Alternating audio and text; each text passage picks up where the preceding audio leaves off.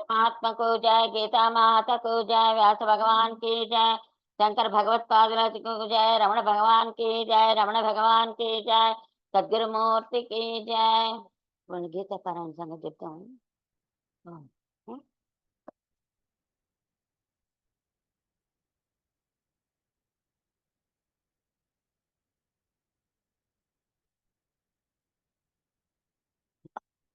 ఉపదేశ సారంపై పాట.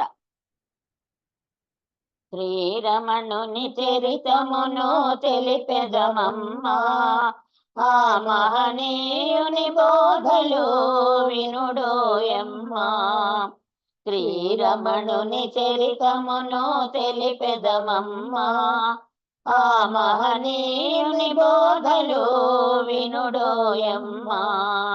అలగమ్మాళ్ అయ్యరులా ముద్దు బిడ్డడై నడయాడెను మహనీయుడు పుణ్యభూమిపై.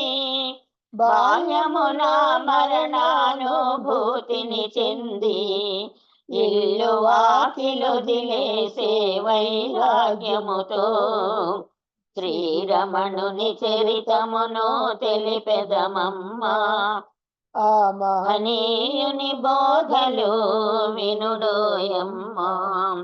ఈసుగని ప్రేమగొనే వెంకటరామన్ తిరువణ్ణామలై చేరే పరుగు పరుగునా.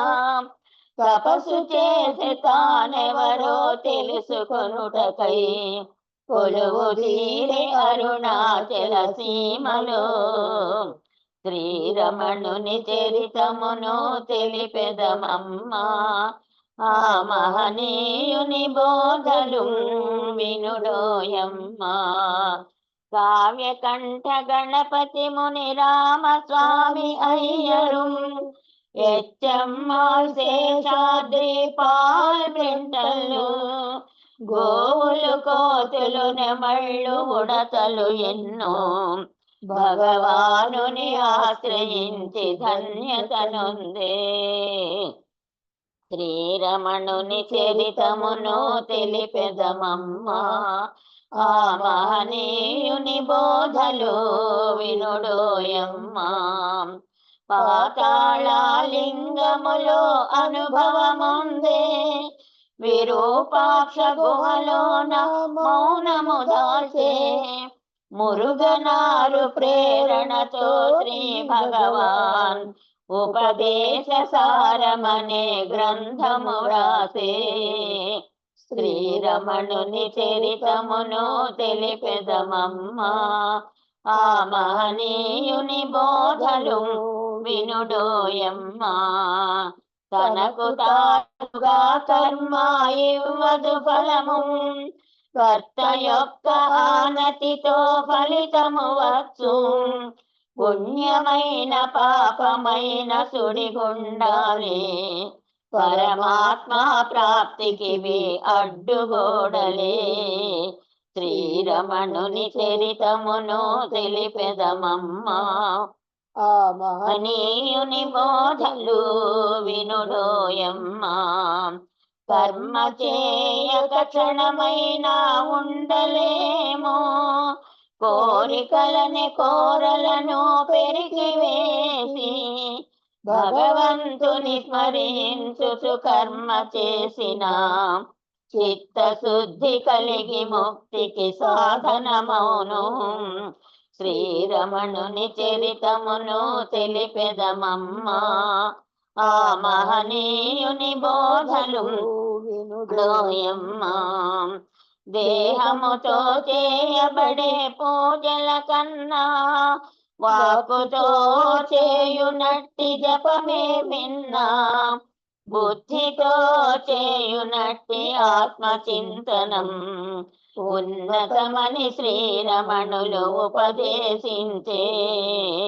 శ్రీరమణుని చరితమును తెలిపెదమమ్మా, ఆ మహనీయుని బోధలు వినుడోయమ్మా. జగతిని పరమేశునిగా సేవించినచో అష్టమూర్తితో కూడిన పూర్ణ పూజయం దైవరూపుడైన గురుని పాద పూజయే ఇలలోని సాధకులకు మోక్షధామము. శ్రీరమణుని చరితమును తెలిపెదమమ్మా, ఆ మహనీయుని బోధలు వినుడోయమ్మా.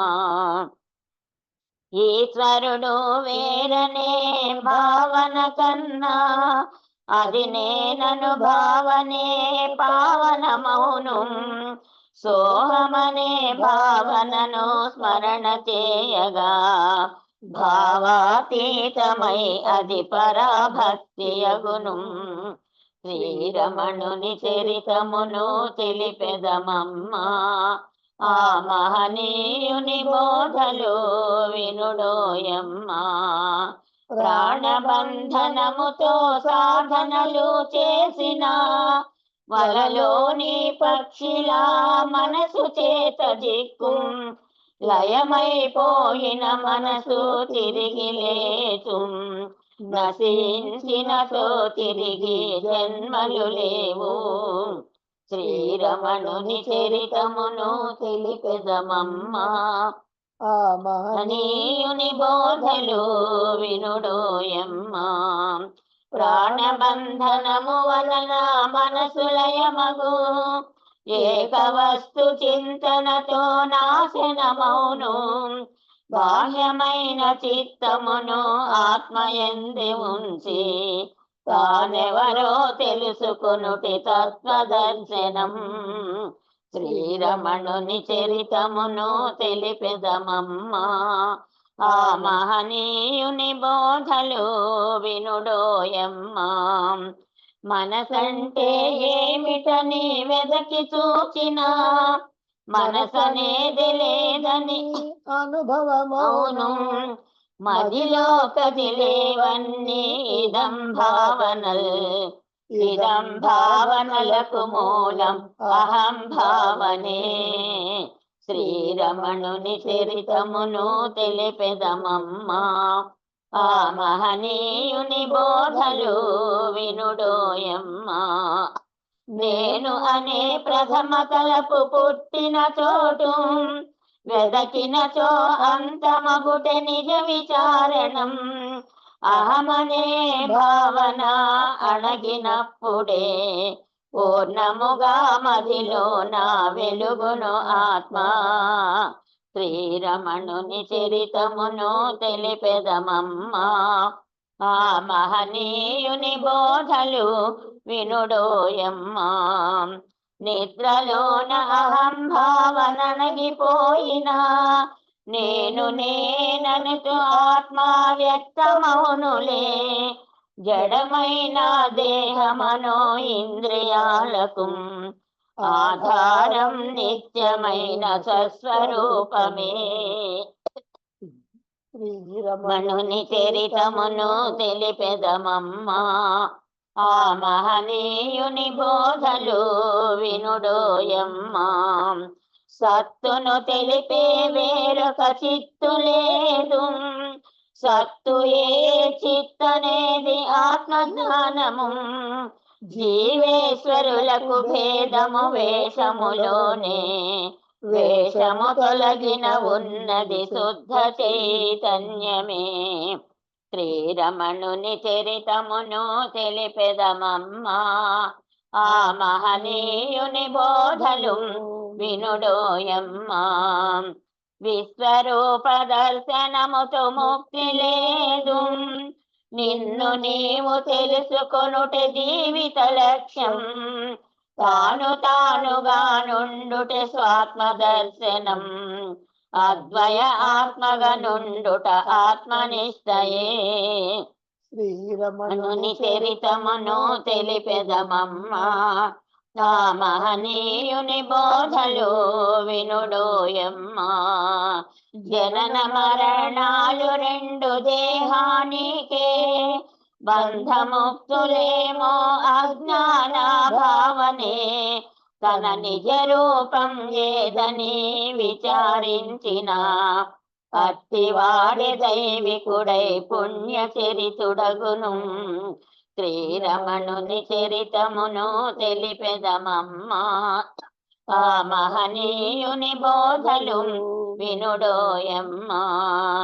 తపసులన్నిటిలోను జ్ఞాన తపసు దివ్యమా, తలపులన్నీ ఆపుటయే నిజమైన తపసు. అనుభూతిని పొందుటే జీవుని పరమార్థం. ఇది భగవాన్ శ్రీరమణుల దివ్యోపదేశము. శ్రీరమణుని చరితమును తెలిపెదమమ్మా.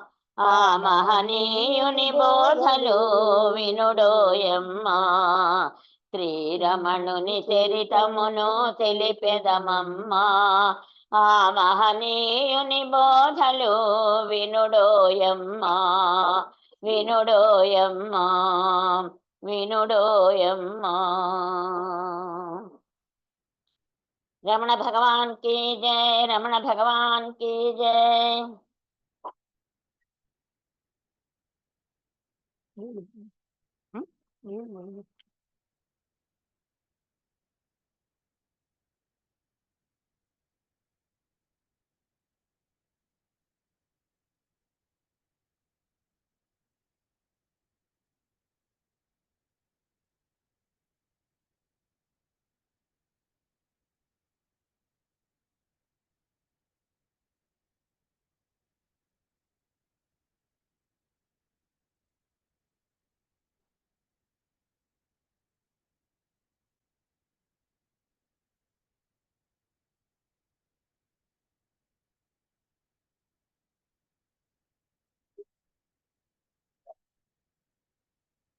ఇప్పటివరకు మహాభారతంలో మౌసల పర్వంలో ముసలం కారణంగా యాదవుల యొక్క పరస్పర సంహారాన్ని గురించి తెలుసుకున్నాం. అలాగే బలరామకృష్ణులు పరంధామాన్ని చేరుకోవటం, ఆ తర్వాత అర్జునుడి యొక్క రాక, అర్జున వసుదేవుల యొక్క సంభాషణ, వసుదేవుడు దేహాన్ని చాలించటం,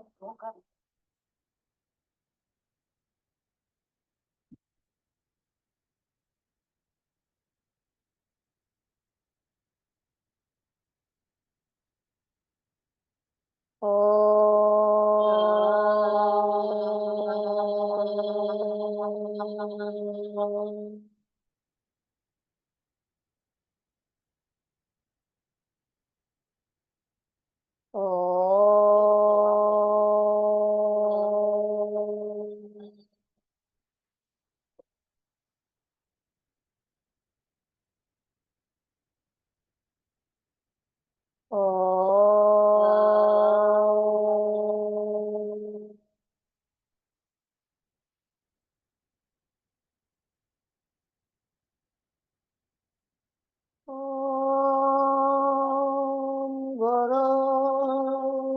ब्रह्मा गुरुर्विष्णु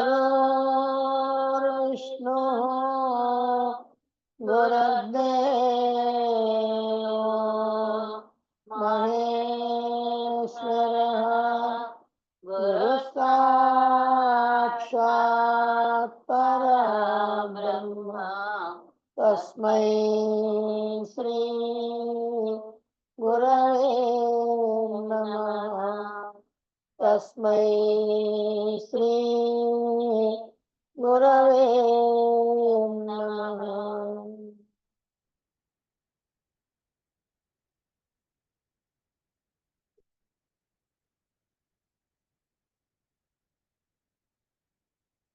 ఓం సదాశివసమారంభా శంకరాచార్యమధ్యమా అస్మదాచార్యపర్యంతా వందే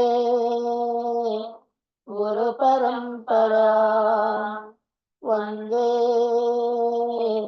గురుపరంపరా.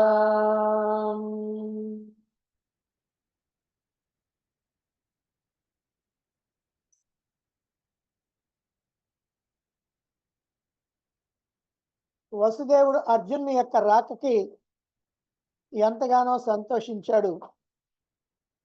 ఈ యదువంశ స్త్రీల బాలుర వృద్ధుల యొక్క బాధ్యత అంతా నీదేనయ్యా అర్జున అని చెప్పి, ఇక నేను నా పుత్రుణ్ణి వదిలి నేను జీవించలేను అని చెప్పాడు.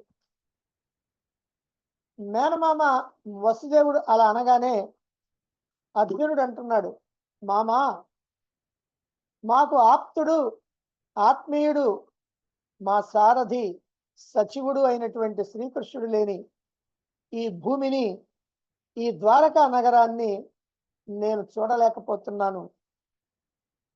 ధర్మరాజు, భీముడు, నకుల సహదేవులు, నేను, ద్రౌపది, మేము ఆరుగురం కూడా ఒకే రకమైనటువంటి మనస్సు కలిగినటువంటి వాళ్ళం.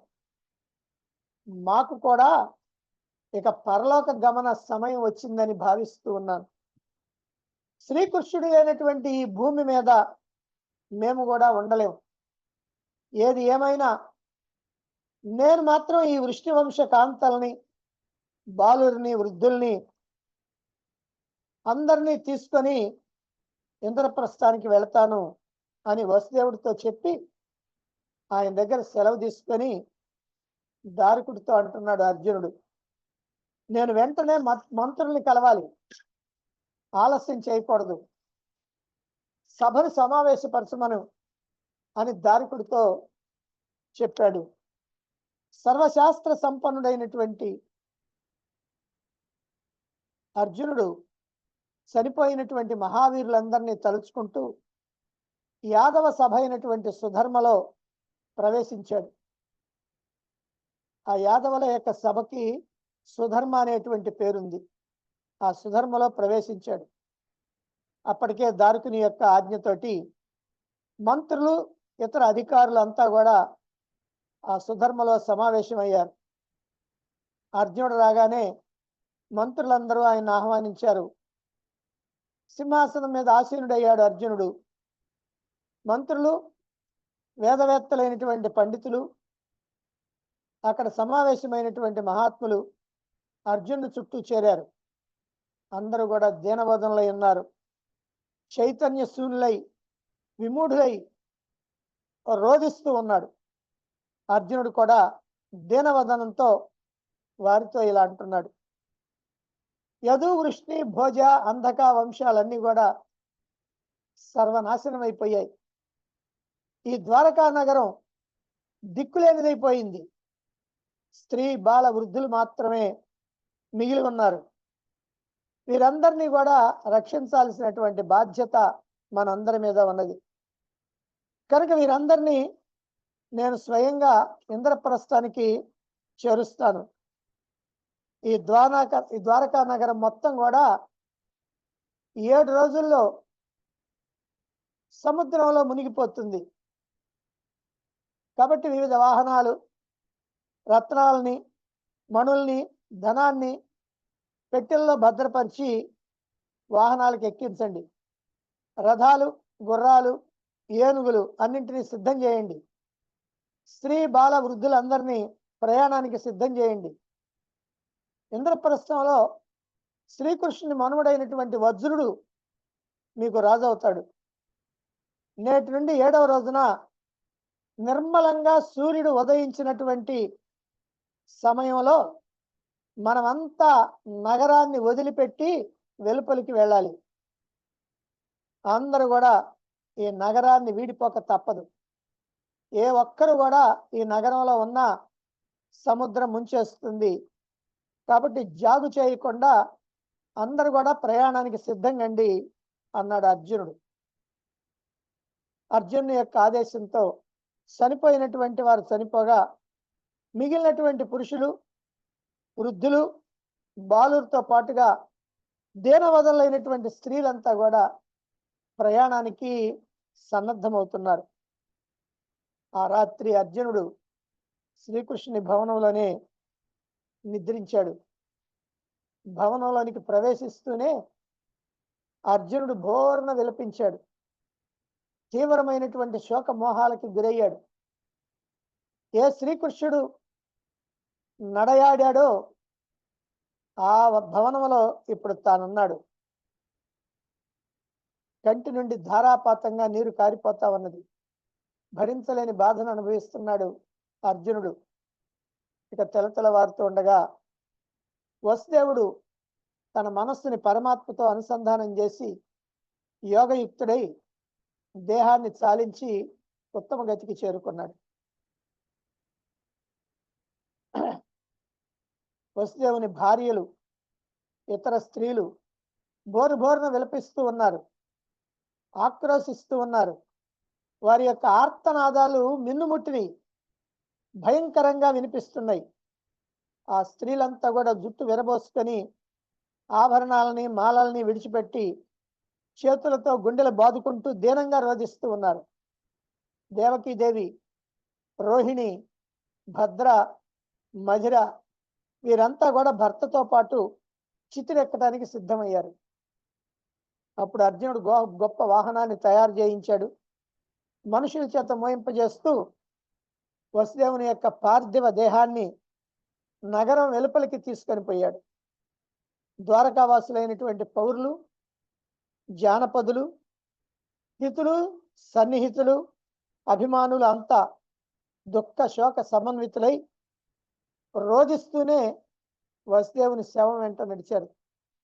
ఆ వాహనానికి ముందు అశ్వమేధ యాగంలో వాడినటువంటి గొడుగుని, ప్రజ్వలిస్తున్నటువంటి అగ్నుల్ని తీసుకొని యాజకులు నడిచారు.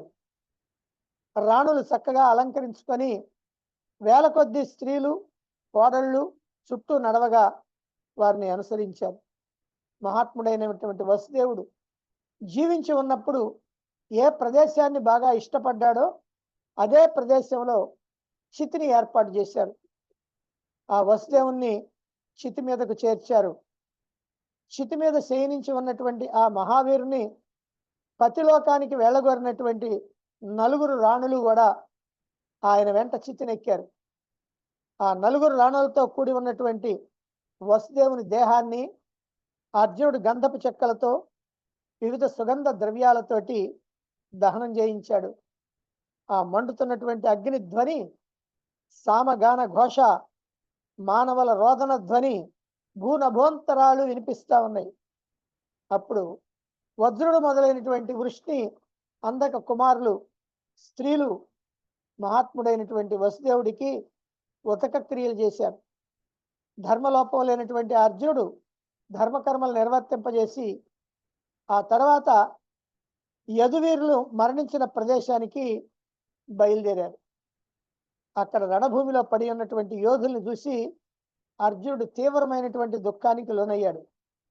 బ్రాహ్మణ శాపం వల్ల గడ్డి నుండి పుట్టినటువంటి ముసలాలతో చనిపోయినటువంటి వృష్ణి, భోజ, అంధకవశీయులందరికీ కూడా ప్రాధాన్య క్రమంలో చేయవలసినటువంటి అంతిమ సంస్కారాలు చేశాడు అర్జునుడు. ఆ తర్వాత కొందరు విశ్వసనీయ పురుషుల ద్వారా బలరామకృష్ణుల యొక్క శరీరాలని వెదకమని ఆజ్ఞాపించాడు. వారు బలరామకృష్ణుల యొక్క శరీరాలని చూచారు. వాటిని దహనం చేయించి వారికి ప్రేత కార్యాలు జరిపించాడు అర్జునుడు. జరపవలసినటువంటి సమస్త క్రియల్ని జరిపించాడు. ఒక్కసారి ఆ శ్రీకృష్ణుని తలుచుకుంటే ఆయన తమకు చేసినవన్నీ కూడా గుర్తొస్తున్నాయి. శోక సంద్రంలో మునిగిపోయి మాటి మాటికి కూడా మూర్ఛితుడైపోతున్నాడు అర్జునుడు. అక్కడ ఉన్నటువంటి వారందరూ శీతలోపచారాలు చేసి అతన్ని తేరుకునేటట్లుగా చేస్తున్నారు. అక్కడ నుండి మరలి నగరంలోకి ప్రవేశించాడు అర్జునుడు. ఇప్పుడు తన కర్తవ్యం అక్కడ ఉన్నటువంటి స్త్రీ బాల వృద్ధులందరినీ కూడా రక్షించి ద్వారక నుండి తీసుకొని వెళ్ళటం. అందుకనే మరణించగా మిగిలినటువంటి పురుషులు, అలాగే స్త్రీలు, బాలురు, వృద్ధులు అందరూ కూడా అర్జునుని యొక్క ఆదేశం మీద ద్వారకను వదిలి ప్రయాణం అవటానికి సిద్ధమయ్యారు. ఆ ప్రకారంగా అందరు అన్ని విధాలుగా ప్రయాణానికి సిద్ధం చేసుకున్న తర్వాత 7వ రోజున అర్జునుడు దీనమానసుడై కృష్ణుడు నిర్మించుకొని నివసించినటువంటి ఆ ద్వారకని వీడి ప్రయాణానికి సిద్ధమయ్యాడు. ద్వారకా నగరాన్ని దాటి వస్తుంటే అర్జునుడికి దుఃఖం ఆగటలేదు. యాదవ కాంతలు రోధిస్తూ గుర్రాలు పొంచినటువంటి రథాల మీద, గోవుల మీద, గాడిదల మీద, ఒంటెల మీద అర్జునుని అనుసరించి ప్రయాణమయ్యారు. సేవకులు, రౌతులు, రధికులు, పౌరులు, జానపదులు అర్జునుని యొక్క ఆదేశంతో వృద్ధులు, బాలులతో కూడిన ఆ దీన వదనలైనటువంటి స్త్రీలకు రక్షణగా చుట్టూ నిలబడ్డారు. అలా నిలబడి అందరూ కూడా నగరం దాటి వెలుపలకు వస్తున్నారు. పర్వతాల్లాగా ఉన్నటువంటి ఏనుగులను ఎక్కి ఆస్తిపకులు అంటే ఏనుగుని రక్షిస్తూ ఉండేటువంటి వారు ఆయుధాలను చాటుగా ఉంచుకొని ఏనుగుల యొక్క పాదరక్షకులతో సహా బయలుదేరారు. అంధక వృష్ణి వంశీయుల పుత్రులందరూ కూడా అర్జునుని అనుసరించారు. బ్రాహ్మణ, క్షత్రియ, వైశ్య శూద్రులు వాసుదేవుని యొక్క అంతఃపుర కాంతలు 16,000 మంది కృష్ణుని మనువడైనటువంటి వజ్రుని ముందుంచుకొని బయలుదేరటం జరిగింది. భర్తలను కోల్పోయినటువంటి భోజ, వృష్ణి, అంధక స్త్రీలు, వేల కొద్దీ, లక్షల కొద్దీ ఉన్నటువంటి ఇతరులు అలాగే ప్రయాణమయ్యారు. అలా ప్రయాణిస్తున్నటువంటి ద్వారకా నగర వాసుల్ని చూస్తే ఒక మహాసముద్రం కదిలి వెళుతున్నట్టుగా అనిపించింది. అర్జునుడు వారందరినీ కూడా ముందుండి నడిపిస్తూ ఉన్నాడు.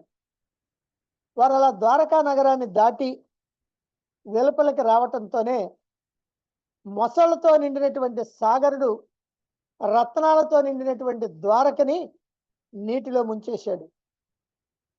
అక్కడి సౌదాగ్రాలతో సహా అన్ని కూడా నీట మునిగిపోయినాయి. ఎక్కడ చూసినా నీరు కనిపిస్తున్నది, కానీ ఏ సౌధాలు కానీ, ఏ రకమైనటువంటి కొండలు, పర్వతాలు కానీ ఏమీ కనిపించడం లేదు. మొత్తం నీట మునిగిపోయినాయి. అయితే అది ఎంత చిత్రంగా వస్తున్నాయంటే, అర్జునుడితో పాటుగా వస్తున్నటువంటి ఆ సేన మొత్తం కూడా ఎంతవరకైతే వస్తే అంతవరకు ఆ సముద్రం వెంబడిస్తూ ఉంది. మళ్ళీ ఇంకొంచెం దూరం వచ్చేటప్పటికి మళ్ళీ వెంబడిస్తుంది. అంటే వీరి వెనకనే సముద్రం వచ్చేస్తూ ఉంది. అది చూసి భయపడి పరుగు పరుగున ముందుకు వెళ్ళటం మొదలు పెట్టారు అక్కడ ఉన్నటువంటి స్త్రీలు, బాలురు అంతా కూడా. ఆ అద్భుతాన్ని చూసి ద్వారకావాసులంతా కూడా మరీ వేగంగా ప్రయాణిస్తూ ఉన్నారు. విధి ఎంత బలీయము అనుకుంటున్నారు. ఇంతకాలం నుండి హాయిగా ఆనందంగా గడిపినటువంటి ఆ ద్వారకా నగరం, చూడముచ్చటైనటువంటి నగరం, ఎంతో అద్భుతమైనటువంటి నిర్మాణంతో కూడినటువంటి నగరం, విశ్వకర్మ చేత సృజింపబడినటువంటి నగరం, ఆ నగరాన్ని వదిలిపెట్టి రావటం, వాళ్ళు వస్తూ ఉంటే వెనకనే సముద్రుడు ఆ నగరాన్ని ముంచెత్తుతూ రావటం చాలా అద్భుతంగా, చాలా విచిత్రంగా అనిపించింది వారికి. అలా ప్రయాణం సాగుతూ ఉంది. అందమైనటువంటి వనాలలో, పర్వతాలపైన, నదీ తీరాల్లో విడిది చేస్తూ అర్జునుడు ఆ వృష్టి కాంతలతోనూ, ద్వారకావాసులతోనూ, నగర పౌరులతోనూ, జానపదులతోనూ వస్తూ ఉన్నాడు.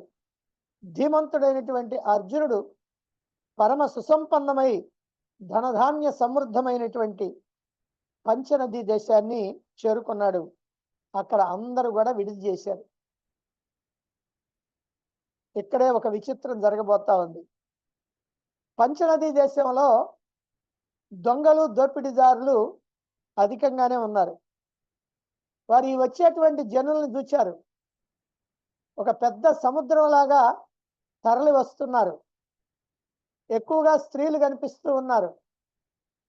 అంతేకాకుండా అనేకమైనటువంటి పెట్టెల్లో ఏవో విలువైనటువంటి వస్తువులు, ధనము, రత్నాలు, మణులు, మాణిక్యాలు ఇలాంటివన్నీ కూడా ఉన్నాయని వారు భావించారు. ఆ ద్వారకా నగర స్త్రీలని, బాలుర్ని, వృద్ధుల్ని, వాళ్ళ యొక్క ధన సంపదల్ని చూచి పెట్టెల్లో భద్రపరచబడినటువంటి విలువైనటువంటి ధన సంపదల్ని కూడా భావించి వారికి ఆశ పుట్టింది. ఎలాగైనా సరే ఈ సంపదలన్నీ కూడా దోచుకోవాలి అని ఆ దొంగలందరూ కూడా నిశ్చయించుకున్నారు. అందులోనూ పాపకృత్యాలు చేయటానికి అలవాటు పడినటువంటి వాళ్ళు గనక ఆ భీకరాకారులైనటువంటి దొంగలు ఇదే మంచి సమయం అని భావించారు. విల్లు చేతబట్టినటువంటి ఈ ఒంటరి వీరుడు అర్జునుడు, బలహీనులైనటువంటి ఈ వీర యోధులు మనల్ని ఏమీ చేయలేరు, స్త్రీ బాల వృద్ధుల్ని సంపదల్ని కాపాడుకోలేరు, కనుక ఈ జనుల మొత్తాన్ని కూడా కొల్లగొట్టి ఈ సంపదల్ని హరిద్దాం అని దొంగలంతా కూడా ఒక స్థిర నిశ్చయానికి వచ్చి ఆ దొంగలు క్రమంగా వందల కొద్దీ వేల కొద్దీ కర్రలు, కత్తులు, విల్లంబులు చేతబట్టి ఒక్కసారిగా వారి మీద దాడి చేశారు. కాల వైపరీత్యం యొక్క ప్రేరణతోటి వారు పెద్దగా సింహనాదాలు చేస్తూ బెదరగొడుతూ వారి మీద పడ్డారు. అది గమనించి అర్జునుడు తన అనుచరులతో పాటు వారి ముందుకొచ్చి వాళ్ళతో ఇలా అన్నాడు, ఓ అధర్మ పరులారా, మీరు బ్రతుకు మీద గనక ఆశ ఉన్నట్లయితే వెనుకకు వెళ్ళండి, లేకపోతే ఇప్పుడు నా గాంధీవ ప్రయుక్త బాణాలతోటి మిమ్మల్ని అందరినీ కూడా చీల్చి చెండాడుతాను అన్నాడు. ఆ మాటలకి ఆ దొంగలు ఏమాత్రం కూడా భయపడకుండా, అర్జునుడిని ఏమాత్రం లెక్క చేయకుండా, అర్జునుడు ఎంతగా వారిస్తున్నా వినకుండా జనం మీద పడి దొరికినవి దొరికినట్లుగా దోచుకుంటున్నారు. కొందరేమో స్త్రీలను ఎత్తుకుపోతూ ఉన్నారు, అడ్డొచ్చినటువంటి పురుషుల్ని బాధిస్తూ ఉన్నారు. అది చూచి గాంధీవ ధనస్సును ఎక్కుపెట్టడానికి ప్రయత్నిస్తున్నాడు అర్జునుడు. భీకరమైనటువంటి పోరాటం జరుగుతుంటే ఎంతో కష్టం మీద గాంధీవానికి బాణాలు తొడిగాడు. ఆ బాణాలు వదలటానికి ప్రయత్నం చేశాడు కానీ గాంధీవం చేతిలో పట్టుకోలేకపోతున్నాడు. అస్త్రశస్త్రాలు ఏవైనా గుర్తుకొస్తాయేమోనంటే ఏవి గుర్తుకు రావటం లేదు.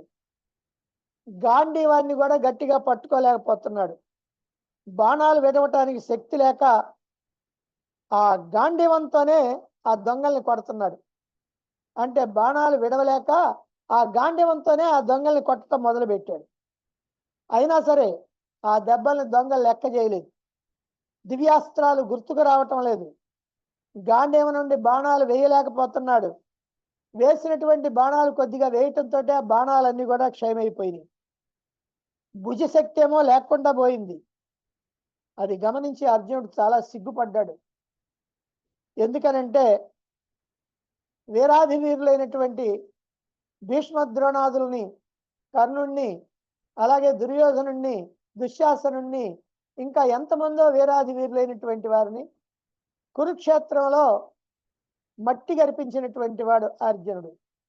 అలాంటి అర్జునుడు ఈనాడు సామాన్యమైనటువంటి దొంగల్ని ఏమీ చేయలేక, ఏ అస్త్రశస్త్రాలు గుర్తురాక, బాణాలు కూడా క్షయమైపోయి చాలా సిగ్గుపడుతూ ఉన్నాడు. నిజంగా అర్జునుడి దగ్గర అక్షయ బాణ తూనీరాలు ఉన్నాయి. అంటే ఆయన దగ్గర ఉన్నటువంటి బాణాలు ఎన్ని వేసినా అయిపోవు, మళ్ళీ ఆ బాణాలు దాంట్లోకి చేరుతానే ఉంటాయి. కానీ ఇప్పుడు మాత్రం అలా కాదు, వేసిన బాణాలు వేసినట్టు అయిపోయినాయి, ఇక బాణాలు లేవు. అలాంటి పరిస్థితుల్లోకి వచ్చాడు ఇప్పుడు అర్జునుడు. మరి అశ్వికులు, రధికులు, వృష్ణియోధులు, హస్తిపకులు అంటే ఏనుగునెక్కినటువంటి వారు అందరూ కూడా దొంగల బారిన పడ్డటువంటి స్త్రీలను రక్షించడానికి ఎంతో ప్రయత్నం చేస్తున్నారు కానీ వారికి వీలు కావటం లేదు. దొంగల్ని ఏమీ చేయలేకపోతా ఉన్నారు. అర్జునుడేమో ఈ జనాలను రక్షించాలని తీవ్రంగా ప్రయత్నం చేస్తున్నాడు. ఉన్నటువంటి జనుల్లో ఆడవారే ఎక్కువగా ఉన్నారు. దొంగలేమో అనేక వైపుల నుండి వీరి మీద పడుతున్నారు, స్త్రీలను ఎత్తుకొని పోతున్నారు. ఇదే సమయంలో కొంతమంది స్త్రీలు ఇష్టంతో వెళ్ళిపోతున్నారు వాళ్ళతో పాటు. అర్జునుడు ఎంత ప్రయత్నించినా ఏమాత్రం ఫలితం లేకుండా పోయింది. రత్నాభరణాలతో కూడినటువంటి పెట్టెల్ని దొంగలు ఎత్తుకొని పోతున్నారు. అర్జునుడి యొక్క బాణాలు ఆ క్షణంలోనే క్షీణించిపోయాయి. ఆశ్చర్యపోతున్నాడు అర్జునుడు. తనకున్నది అక్షయ తూణీరాలు. అక్షయ అంటే క్షయం కాకుండా ఉంటాయి, ఎల్లప్పుడూ వస్తూనే ఉంటాయి. కానీ అవి కాస్త ఇప్పుడు అయిపోయింది. భీష్మ, ద్రోణ, కృపాచార్య, కర్ణ, దుర్యోధన, దుశ్శాసన, శైల్య, సైంధవాదుల్ని గడగడలాడించినటువంటి అర్జునుడు ఈనాడు సామాన్యమైనటువంటి దొంగల చేతిలో అవమానపడుతున్నాడు. తన బలం క్షీణించిపోతున్నది. ఏమీ చేయలేనటువంటి అసమర్థుడైపోయాడు. బాణాలు క్షయమైపోవటంతో వింటి కొనతోటి ఆ దొంగల్ని సంహరించడానికి ప్రయత్నం చేస్తున్నాడు. అర్జునుడు చూస్తూ ఉండగానే వృష్ణి అంధక స్త్రీలను తీసుకొని ఆ దొంగలు అన్ని వైపులకి పారిపోతున్నారు.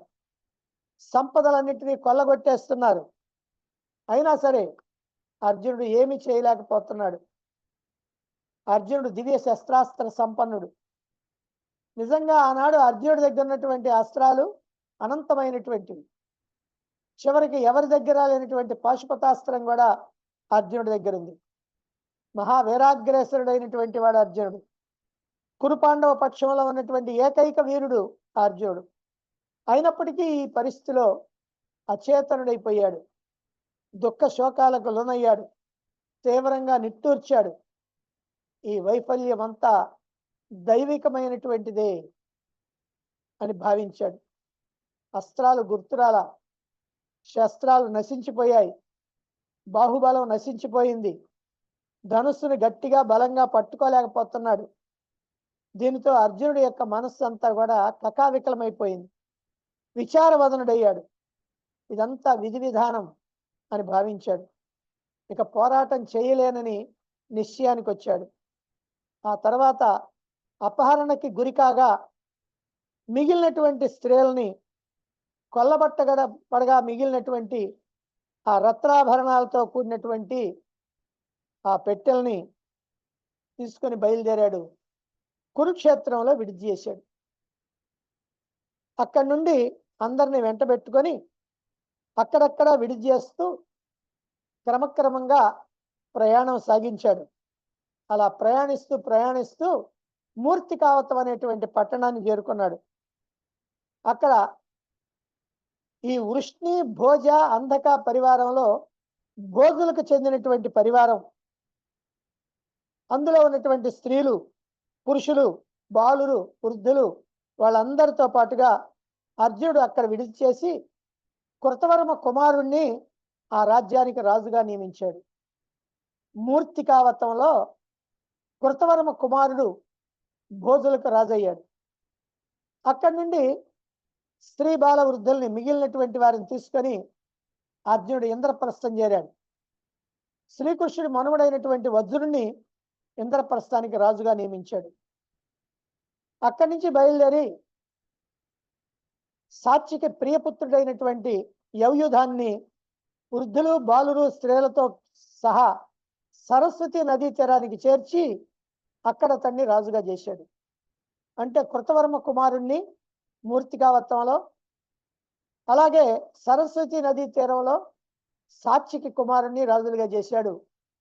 ఇక హస్తినాపురానికేమో వజ్రుని రాజుగా అభిషేకించాడు. ఇంద్రప్రస్థంలో రాజుగా అభిషేకించాడు.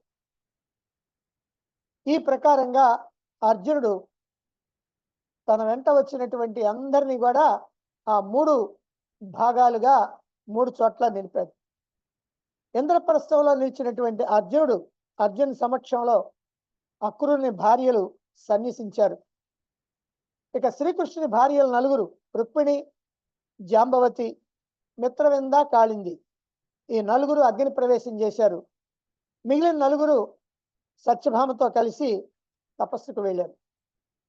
అర్జున్తో పాటు వచ్చినటువంటి ద్వారకావాసులైనటువంటి పురుషుల్ని తగిన రీతిగా విభజించి వజ్రునికి అప్పగించాడు.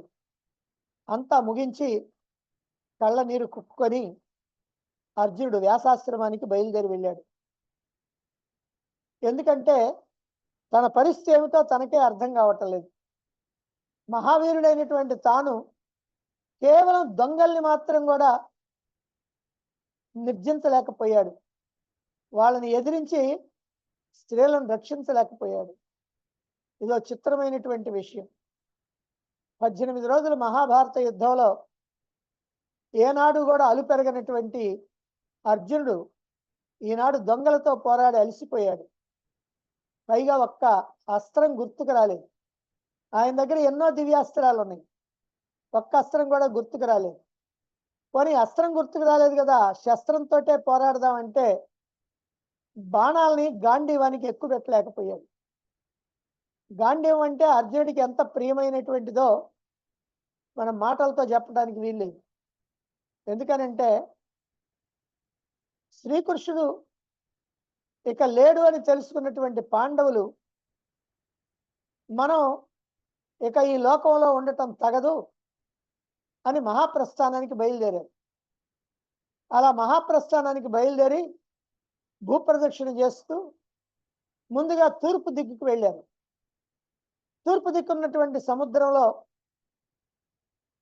స్నానాలు ఆచరించి అందరూ కూడా అక్కడ కూర్చొని తపస్సు చేస్తూ ఉన్నారు. ఆ తర్వాత అక్కడి నుంచి లేచి ప్రయాణం కాబోతా ఉంటే వరుణదేవుడు వచ్చి, అయ్యా అర్జున, నీ దగ్గర ఉన్నటువంటి గాంధీవాన్ని నాకు ఇవ్వు, అగ్నిదేవుడు నా దగ్గర నుంచి తీసుకొని దాన్ని నీకు ఇచ్చాడు ఖాండవన దహన సమయంలో, కాబట్టి నాది నాకు మళ్ళీ ఇవ్వాలా అంటే అర్జునుడు నేను ఇవ్వను అన్నాడు. అంటే అక్కడి నుంచి గాంధీవాన్ని తీసుకొని వస్తున్నాడు. ఇక్కడ జాగ్రత్తగా ఆలోచిద్దాం. తమకున్నటువంటి ఆభరణాలను దానం చేశారు, వస్త్రాలను దానం చేశారు, ధనాన్ని దానం చేశారు, తమకున్నటువంటి సర్వస్వాన్ని దానం చేసి నారచీరలు కట్టి 5గురు పాండవులు, ద్రౌపది 6గురు కూడా పూర్తిగా సన్యసించి అక్కడి నుంచి బయలుదేరారు హస్తినాపురం నుంచి. ఒక్క అర్జునుడు మాత్రం గాంధీవాన్ని భుజాన ధరించి వస్తున్నాడు. మహాభారతంలో చిత్రం ఏమిటంటే మనం ఇంత ముందు కూడా చెప్పుకున్నాం, ప్రతి గొప్పవారిలో ఏదో ఒక బలహీనత ఉంటుంది, ప్రతి తప్పుడు మనిషిలో కూడా ఏదో ఒక గొప్పతనం ఉంటుంది. అర్జునుడు ఎందుకు గాంధీవాన్ని వదిలిపెట్టలేదు అని అంటే గాంధీవంలో పొదిగినటువంటి రత్నాల మీద, మణుల మీద ఉన్నటువంటి ఆసక్తితోటి గాంధీవాన్ని వదలలేదని వ్యాస భగవానుడే తెలియజేశాడు మహాభారతంలో. అందువల్ల మరి వరుణుడు వచ్చి అడిగితే నేను ఇవ్వనన్నాడు. అలా ఇవ్వనంటే అప్పుడు ధర్మరాజు, భీముడు చెరొక పక్కన నిలబడి అతనికి ఎన్నో విధాలుగా నచ్చజెప్పి ఇవ్వమంటే ఇవ్వటానికి అంగీకరించాల. అప్పుడు బలవంతంగా అర్జునుడి యొక్క భుజం నుంచి తీసి ఆ వరుణుడికి ఇచ్చాడు. అక్కడికి చెప్పాడు వరుణదేవుడు, అయ్యా, ఖాండవన దహన సమయంలో మీరేమో ఆయుధాలు లేకుండా వచ్చారు, అక్కడికి ఒక షికారుగా వచ్చారు. అక్కడ అగ్నిదేవుడు మిమ్మల్ని సహాయం అడిగాడు. అడిగితే ఇంద్రుడేమో పోరాటం చేస్తాడు, కాబట్టి నేను ఖాండవనాన్ని దహించాలంటే మీరు ఇంద్రుడితో యుద్ధం చేయాల్సి వస్తుందంటే మా దగ్గర ఉన్నటువంటి ఆయుధాలు ఏవి పనికిరావు అంటే అప్పుడు శ్రీకృష్ణుడికి చక్రాన్ని, అర్జునుడికేమో గాంధీవాన్ని, ఇద్దరికి రథాన్ని, గుర్రాలని, వీటన్నిటిని కూడా ఆనాడు అగ్నిదేవుడు ఇచ్చాడు.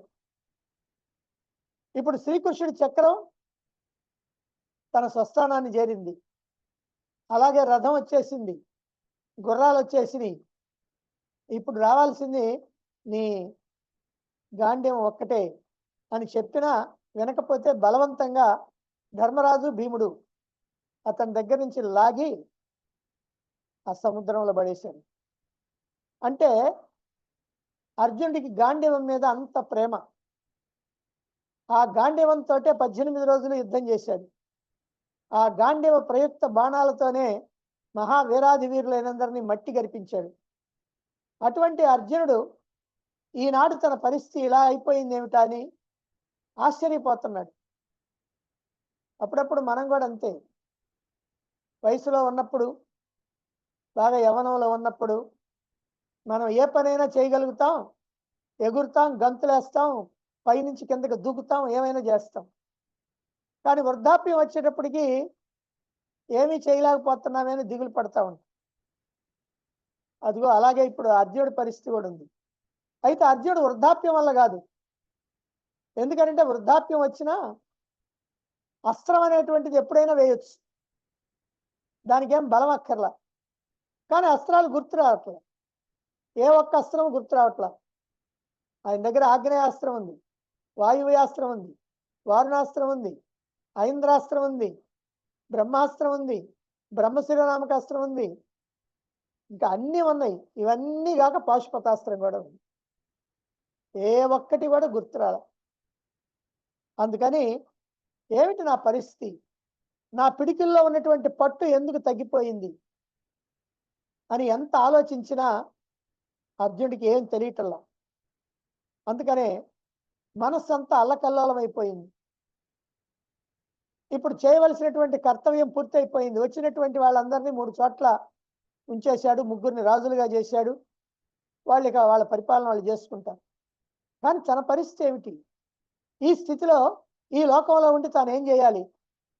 ఇక ముందు ఎవరైనా సరే ఒక సామాన్యుడు కూడా వచ్చి తనను ఎదిరించవచ్చు, అతన్ని కూడా తాను ఏమి చేయలేడు. అలాంటి స్థితిలో వాళ్ళు ఇక పరిపాలన చేయాలనా అనేటువంటి ఆలోచన వచ్చింది. అందుకనే తన మనసుకు శాంతి కలిగించాలని, దీని అంతటికీ కారణం ఏమిటో తెలుసుకోవాలని, దీన్ని చెప్పగలిగినటువంటి వాడు వ్యాస మహర్షి తప్ప మరెవరు లేరు అనుకొని ఆ వ్యాస మహర్షి ఆశ్రమం వైపుగా ప్రయాణం సాగించాడు అర్జునుడు.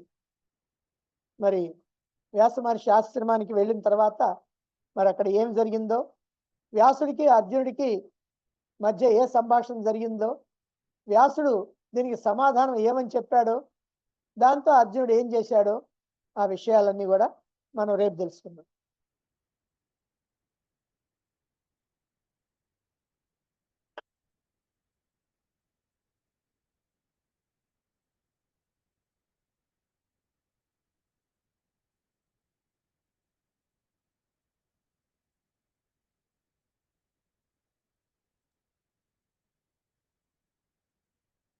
సందేహాలు ఉండేవాళ్ళు హ్యాండ్ రైజ్ చేయొచ్చు.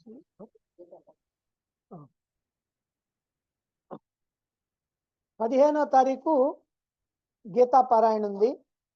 సాయంత్రం క్లాసులోనే జరుగుతుంది. 6 గంటల నుండి, సాయంత్రం 6 గంటల నుంచి ఆ రోజు గీతా పారాయణ జరుగుతుంది. ఆ రోజు ఏకాదశి కాబట్టి గురువారం 15వ తారీఖు. అలాగే 14వ తారీఖు ఓ చిన్న ఫంక్షన్ కారణంగా ఆ రోజు క్లాస్ ఉండకపోవచ్చు. వీలైతే క్లాస్ జరుగుతుంది, కానీ టయానికి అందుకోలేకపోతే మాత్రం ఆ రోజు క్లాస్ ఉండదు. రేపు 13వ తారీఖు రేపు ఉంటుంది. 14వ తారీఖు అనుమానాస్పదం, 15 గీతాపారాయణ.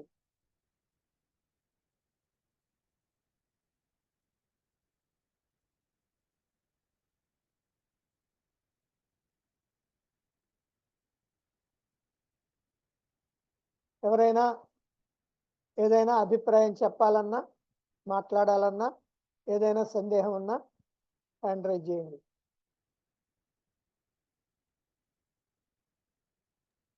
శైలజ గారు.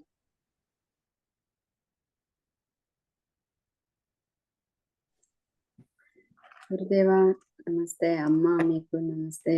గురుదేవా ఈ 3 రోజుల నుంచి వింటున్నాను గురుదేవా, చాలా అద్భుతంగా చెప్తున్నారు. ఇంక ఈరోజు మీరు చెప్తుంటే ఈ అర్జునుడు అంత యోధుడు కూడా ఎటువంటి పరిస్థితికి లోనయ్యాడు, దానికి మీరు ఇచ్చే రీజన్స్ ఆలోచిస్తుంటే ప్రతిదీ మనం జీవితంలో వాటి మీద ఏ మాత్రం ప్రలోభం పెట్టుకోకూడదు అనేసి అది బాగా అర్థమవుతా ఉంది గురుదేవ. థ్యాంక్ గాడ్, నాకైతే ఏమీ లేవులేండి అట్లా ఏమన్నా పెట్టుకోవాలన్నా. కానీ అంత పెద్ద వీరులు, అంత ఇదిగా భగవాన్తో ఉన్న అతను ఇంత ఇదిగా అయిపోయాడంటే చాలా అసలు కష్టంగా ఉంది గురుదేవ. అది అర్థం చేసుకోవాలంటేనే ఎన్నెన్ని ఉన్నాయో దీంట్లో. కానీ చాలా చాలా అద్భుతంగా చెప్తున్నారు గురుదేవ. ధన్యవాదాలు. రైట్.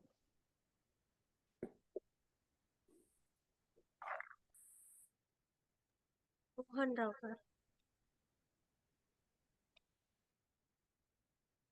గురుదేవులకు నమస్కారాలు.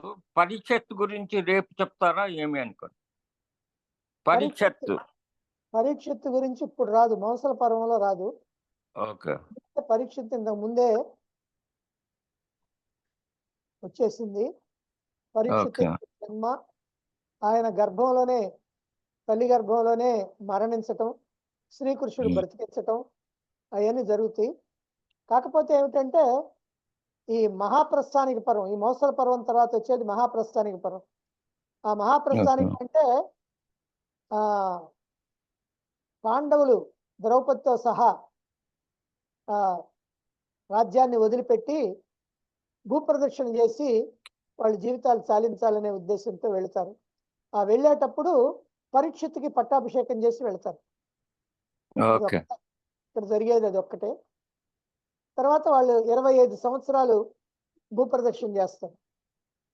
ఆ 25 సంవత్సరాలు 4 దిక్కుల తిరిగి చివరికి మేరు పర్వతాన్ని ఎక్కుతూ అక్కడ మళ్ళీ ఒక్కొక్కళ్ళు పడిపోవటం, దానికి కారణాలు, అదంతా మహాప్రస్థానిక పర్వంలో వస్తుంది. ఓకే సార్, ధన్యవాదాలు. రైట్. అవతారం పసుమర్తి గారు.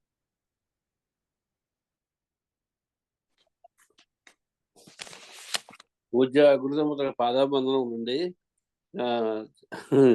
చాలా విషయాలు మహాభారతం కురుక్షేత్ర యుద్ధం వరకు కొంతవరకు నేను చదివాను కదండి. ఇక్కడి నుంచి మీరు చెప్పినటువంటి విషయాలు నేను ఇప్పుడు చదవలేదు, నాకు తారసపడలేదు.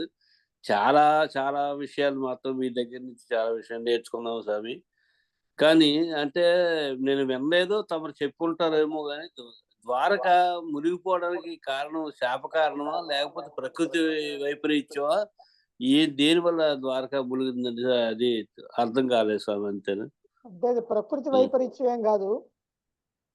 సాధారణంగా ఏమిటంటే ఆ సముద్రాన్ని అవతలికి నెట్టి దాని ద్వారకా నగరం నిర్మించుకున్నారు కాబట్టి మళ్ళీ ఆ నెట్టబడినటువంటిది ఆ శ్రీకృష్ణుడు ఎప్పుడైతే దేహాన్ని చాలించాడో అప్పుడు మళ్ళీ యథాస్థానానికి రావటానికి ప్రయత్నించిందని మనం భావించాల.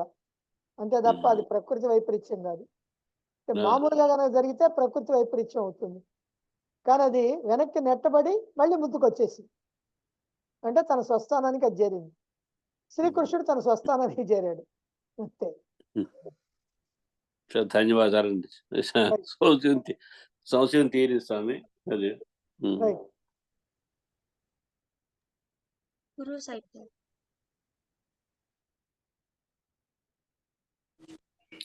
గురు పరమాత్మకు అమ్మగారికి నమస్కారం అండి. చాలా ఇంట్రెస్టింగ్ స్టోరీస్ చెప్తున్నారు, ఇంత ముందు వినలేదు. అలాగే ద్వారక మునిగిపోయింది అనే దానికి డిస్కవర్ ఛానల్లో చూపిస్తున్నారు. దాని ప్రూఫ్ డైవర్స్ తోటి సబ్మరైన్ తోటి వెళ్ళి అక్కడ పడిన గోడలు ఇటుకలు వాటి కార్బన్ డేటింగ్ చేస్తే 5000 years ముందే ఉన్నాయని తెలిసింది. అదంతా నిజమని నిర్ధారణ జరిగింది. సో దాంట్లో భవనాలు ఆ కాలమ్స్ అవి కింద యథాతథంగా ఉన్నాయి. డైవర్స్ చూపిస్తున్నారు.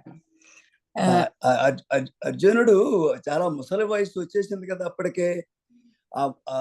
అది కృష్ణుడు చనిపోగానే పాండవులందరికీ శక్తి పోయిందా అంటే చివరికి అదే ఇప్పుడు వ్యాసుడు చెప్పేది. అంటే ఏ పరమాత్మ యొక్క ఆశ్రయం వల్ల మీరంతా బలవంతులుగా ఇలా ఉండి మీ బల ప్రదర్శన చేశారో ఆ భగవంతుడు ఎప్పుడైతే ఇక్కడి నుంచి తొలగిపోయాడో అప్పుడు మీ శక్తి కూడా తొలగిపోయింది. అంతేగాని వృద్ధాప్యం అనేటువంటిది కాదు. ఎందుకనంటే అర్జునుడి యొక్క వయసు ఎంత ఇప్పుడు? 80 + 37 120. 120. ఆ. శ్రీకృష్ణుడి వయస్సు అర్జునుడి వయస్సు ఈ రెండు ఒకటే కాబట్టి 125 సంవత్సరాలు అర్జునుడి వయస్సు. 125 సంవత్సరాలు అంటే ఇప్పటి లెక్క అయితే 60 ఏళ్ల కింద లెక్క. ఎందుకంటే ఆ రోజు 200 సంవత్సరాలు ఆయు ప్రమాణం. ఎక్స్ట్రాడినరీ పర్సన్స్ కొంతమంది ఉన్నారు. భీష్ముడు, ద్రోణాచార్యుడు, కృపాచార్యుడు, ద్రుపదుడు, విరాటుడు, వీళ్ళందరూ సుమారుగా 350 నుంచి 400, 450. బాహ్లికుడు, సోమదత్తుడు, వీరందరూ కూడా అంతకాలం జీవించారు. అంటే ఆ రోజుల్లో అంతకాలం జీవించడం కూడా అందుట్లో యుద్ధ వీరులైనటువంటి వాళ్ళు కూడా ఉన్నది కాబట్టి అదంత పెద్ద వయసు కింద లెక్క కాదు. సాధారణంగా మనకి మహాభారత యుద్ధంలో భీష్ముడు ముసలివాడు అంటానికి వీలేదు, కుర్రవాడి కంటే ఇంకా తక్కువగా యుద్ధం చేశాడని చెబుతారు. అందువల్ల మనం వృద్ధాప్యం అని అంటానికి వీల్లేదు. కేవలం శ్రీకృష్ణుడు దేహాన్ని చాలించడం వల్ల ఆ కృష్ణుడి యొక్క బలం వీళ్ళల్లో ఉన్నటువంటి అంటే దైవ బలం కాస్త వీళ్ళలో నుంచి తొలగిపోయిందని అర్థం చేసుకోవాలి. అలాగే అర్జునుడు మా నరుడు కదా, అంటే మానవులందరికీ ప్రతీక. అందుచేతనే మానవులందరూ కూడా ఇప్పటికి కూడా చివరి దశలో వదులుకోవడానికి ఇష్టపడరు. అర్జునుడు ఎలాగో ఇష్టపడలేదో గాంధీవం ఇచ్చేయడానికి మన పరిస్థితి కూడా అదే. అవును అవును అంటే ఎప్పటికైనా వదలాల్సిందే. కూడా వదలటానికి మనసు ఒప్పకుండా ఉంటుంది అని అనటానికి అదొకటి. అర్జునులో కూడా చిన్న ప్రలోభం అంటే రత్నాల మీద ప్రలోభం ఉన్నది అనేటువంటి విషయం వ్యాసుడే చెప్పాడు. అది మనం చెప్పింది కాదు, వ్యాసుడే రాసినటువంటి మాట. ధన్యవాదాలు గురు. రైట్. యుగంధర్ గారు. నమస్కారం గురుగారు. నమస్కారం అమ్మగారు. గురుగారు, అంటే ఇది మనము అహంకారం పడకూడదు అని కొంచెం వైరాగ్యం తెచ్చుకొని కూడా కారణం అవుతుంది కదా గురుగారు ఈ సందర్భం. అంటే మన దగ్గర ఉండే సంపద ఇదంతే దైవము నుంచి వచ్చింది, మనదేముండదు అని అర్జునుడిని చూస్తే అర్థమవుతుంది గురుగారు. అదే నేను మానవుడికి అహంకారం అనేటువంటిది మంచిది కాదు అనేది పెద్దలు చెప్పేది, ఆచరణలో ఉన్నది. అహంకరించినటువంటి వాళ్ళు, గర్వించినటువంటి వాళ్ళు పతనం చెందటాన్ని మనం అనేకమైనటువంటి కథల్లో చూస్తుంటాం. కాబట్టి అహంకారం ఉండకూడదు అనేది చెప్తుంది. కాకపోతే మహాభారతం చెప్పేది అహంకారం ఉండకూడదు అనే దానికన్నా ధర్మానికి ప్రాధాన్యత ఇవ్వాలనేది ఎక్కువ. మహాభారతం అంతా అసలు మహాభారతం ఎందుకు వచ్చిందంటే ధర్మానికి ప్రాధాన్యత ఇవ్వాలి.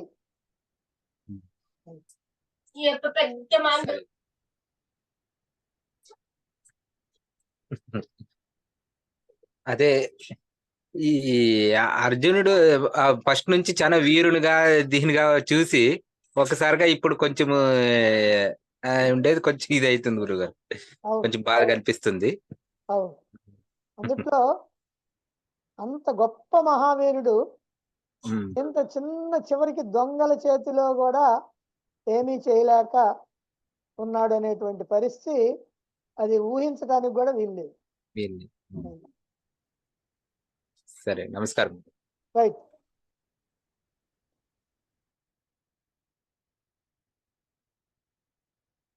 ఇంకెవరైనా మాట్లాడాలనుకుంటే టైం ఉంది, మాట్లాడవచ్చు.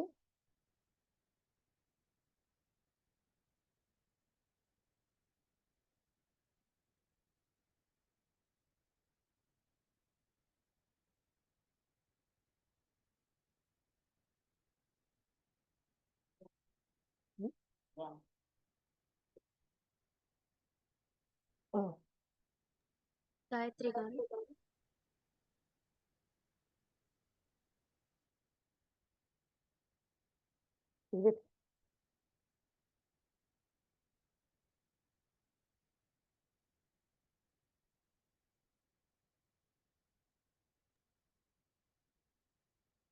నమస్కారం గురువు గారు.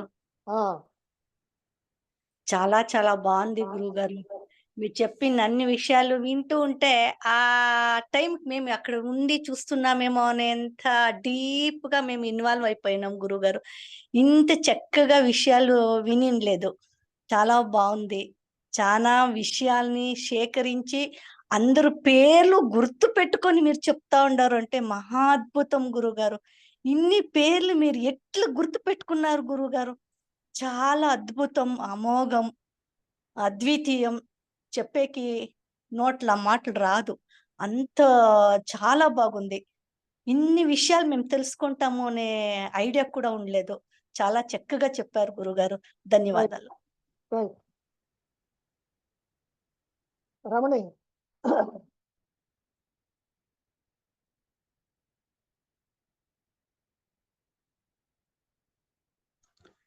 శ్రీ గురుభ్యో నమః గురుగారు. శ్రీకృష్ణ నిర్యాణం వర్ణిస్తూ ఉంటే నిజంగా అసలు నేను కూడా వాళ్ళందరూ చెప్పిన ఆ గుజరాత్ దగ్గర ఉన్న ద్వారకా అది చూశాను. అప్పుడు ఏమీ ఒక ప్లాస్టర్ ఆఫ్ ప్యారిస్ బొమ్మ చూసినట్టే అనిపించింది తప్పిస్తే ఏమీ ఫీల్ కలగలేదు. సినిమాల్లో కూడా కొన్ని సినిమాల్లో చూపించారు. అసలు ఆ విజువలైజేషన్ కి మేము ఎలా ఫీల్ అయ్యామంటే ఒక అద్భుతాన్ని, ఒక బాగా ఇంకా డీప్ దుఃఖం ఫీల్ అయ్యాం. ఆ ఫీల్ లో నిజంగా ఏదో ఇక్కడ ఇక్కడ ఇక్కడ జరిగిపోతున్న ఫీలింగ్ ని విజువలైజేషన్ చేసుకోవడానికి అసలు మీ వాయిస్ కూడా వినపడని పరిస్థితి వచ్చింది. కొంతసేపటికి ఒక దుఃఖ వాతావరణం ఏర్పడిపోయింది. ఆ ఆ టైంలో కళ్ళ నీళ్లు వచ్చేదానికంటే మించి ఇప్పుడు అమ్మగారు మనకి యశోదా కృష్ణుల బాల్యం గురించి, బాల్యంలో బాల్య క్రీడలు లీలలు అవి చెప్తున్నప్పుడు ఆనంద బాష్పాలు ఏ విధంగా వచ్చాయో ఇప్పుడు నిజంగా కృష్ణుడు ఏంటి పరమాత్మ అన్నది మనకు తెలుసు. మనం నిత్యం భగవద్గీతని బాగా అర్థం చేసుకుంటున్నాము. ఆయన స్టేచర్ ఏంటి అది మర్చిపోయి ఒక్క శ్రీకృష్ణ నిర్యాణానికి సంబంధించినంత వరకు నేను అసలు ఇంతవరకు అసలు ఎప్పుడూ అంతలా దుఃఖాన్ని అనుభవించలేదు గురువుగారు. పర్సనల్ దుఃఖాలు అవన్నీ మించిన ఒక ఆధ్యాత్మిక దుఃఖం అది దాని పేరు. ఆ విజువలైజేషన్ అందరూ నేను శ్రీకృష్ణుడిని చూడగలిగాను అని చెప్పారు. నాకు ఆ విగ్రహం ఇప్పుడు గుర్తొచ్చింది. నిన్న మీరు మాట్లాడుతున్నప్పుడు ఆ విగ్రహం పడుకుని ఉంటుంది ఆ శ్రీకృష్ణ పరమాత్మ. కాలు అరికాలుకి రెడ్ కలరు, ఎంత అందమైన రెడ్ కలర్ వేశారు. ఇప్పుడు నాకు కనిపించింది. మీరు పక్షి లాగా భావించాడు బోయవాడు అని చెప్పినప్పుడు నాకు పక్షి కనిపించింది అక్కడ. నిజంగా ఆయన అరిపాదం అది నేను అసలు ఇవాళ పూర్తిగా అసలు మీకు దాసోహం చెప్తున్నాను. శ్రీ గురుభ్యో నమః. ఎంత మేము ఇవి పొగిడిన అది తక్కువే. మీరు భారతాన్ని అవపోసన పట్టిన తీరు చాలా మందిని టీవీలలో వాటిల్లో నేను వినే ఉన్నాను. మనం ఈ 3.5 సంవత్సరాల క్రితమే వినే ఉన్నాను. మొత్తం నిత్యం చెప్పేవారు వారు కూడాను. అయినా సరే ఆ విజువలైజేషన్ కి వచ్చేలాంటి ఆ భాష మీకు మేము ఎంతగా 3.5 సంవత్సరాల నుంచి విని ఉన్నాము. 30 సంవత్సరాల క్రితం కూడా మీ శిష్యులుగా ఉన్నాము కాబట్టి సగర్వంగా తీసుకోగలిగాము. చాలా అద్భుతంగా చాలా డీప్ గా వర్ణించారు. ఆ వర్ణనలో ఉన్న క్వాలిటీ నేను వ్యాసుడి భారతాన్ని కూడా ట్రాన్స్లేషన్ లాంటివి ఏవో చదివే ఉన్నాను. ఎప్పుడూ రాలేదు గురువుగారు. అంత అద్భుతంగా సాగింది మీ నిన్నటి ప్రసంగం. ఇవాళ అర్జునుడిది దుఃఖం కూడా బాధగానే ఉంది, కానీ నిన్న వచ్చిన దుఃఖం అంత రేంజ్ లో అయితే కృష్ణుణ్ణి మనం ఎలాగ పరమాత్మగా భావించగలుగుతున్నాం కదా, ఆ భావించడం వల్ల అంత దుఃఖాన్ని ఫీల్ అయ్యామని నేను అనుకుంటున్నాను గురువుగారు. మీరు వర్ణించిన తీరు అమోఘం. ఇంకా అసలు చెప్పలేము అసలు, కానీ చెప్పాలి. ఎందుకంటే మీరు ఎంత కష్టం తీసుకుని ఇవన్నీ సేకరించడం అని కూడా అనకూడదు. ఆ ట్రాన్స్లేషన్ ని మీ మైండ్ కి మీరు ఎక్కించేసుకుని మీరు దాంట్లో ఇమ్మర్స్ అయ్యి నిండిపోయి మీ మైండ్ అంతా నిండిపోయి ఇన్ని సంవత్సరాలుగా మీరు ఏదైతే అయ్యి ఉన్నారో అది మాకు శిష్యులమైన శిష్య పరమాణువులుగా మమ్మల్ని భావించి మాకు ధారాదత్తం చేస్తున్న మీ గురు భావనని, గురు పరంపరని అనేక విధాలుగా కీర్తించాలి. శ్రీ గురుభ్యో నమః. అనేక ధన్యవాదాలు. ఈరోజు ధ్యానం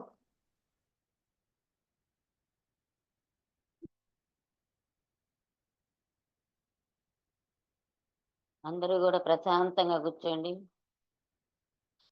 కళ్ళు మూసుకొని ఎడమ అరచేతిలో కుడి అరచేతి ఉంచుకొని చిన్ముద్ర వేసుకొని 3 సార్లు దీర్ఘంగా శ్వాస తీసుకోండి.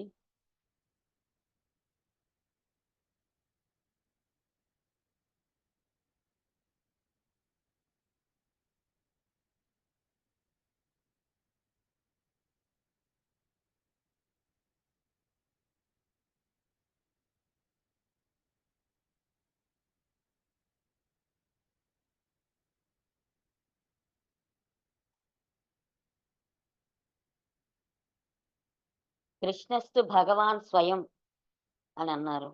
అంటే శ్రీకృష్ణ పరమాత్మ సాక్షాత్తు పరమాత్మే, నిరాకార స్వరూపుడైనటువంటి పరమాత్మే, అక్షర స్వరూపుడైనటువంటి పరమాత్మే ఒక సాకార రూపం దాల్చి ఈ భూమి మీదకి రావటం జరిగింది.